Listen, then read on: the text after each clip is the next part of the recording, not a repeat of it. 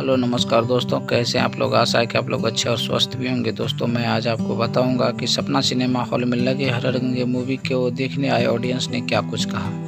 क्या है पूरी सच्चाई जानने के लिए हमारे वीडियो के अंत तक बने रहे और हमारे चैनल को सब्सक्राइब करके लाइक कर दीजिए। दोस्तों मैं आपको बता दूं कि सपना सिनेमा हॉल में लगे हररंगे मूवी को देखने आए ऑडियंस ने काफ़ी प्यार दुलार दिया है और काफ़ी जोश और तत्परता के साथ उन्होंने बताया कि हररगंगे मूवी आने वाले भविष्य के लिए काफ़ी अच्छा है। इसमें साफ़ सफाई की जो बात कही गई है ये सबसे बड़ी बात है। दोस्तों गंगा की साफ़ सफाई सबके लिए ज़रूरी है और करना भी चाहिए। दोस्तों काफ़ी अच्छा मूवी है ये, साफ़ सफाई के लेकर ये मूवी काफ़ी हिट है और काफ़ी चलेगी ऐसा ऑडियंस बोल रहे हैं। और ऑडियंस जिन्होंने देखा है उन्होंने बताया है कि नहीं मूवी तो बहुत अच्छी है और आप भी देखिएगा। यदि आप देखे हैं तो हमें कमेंट में बताइए कि आपको कैसा लगा।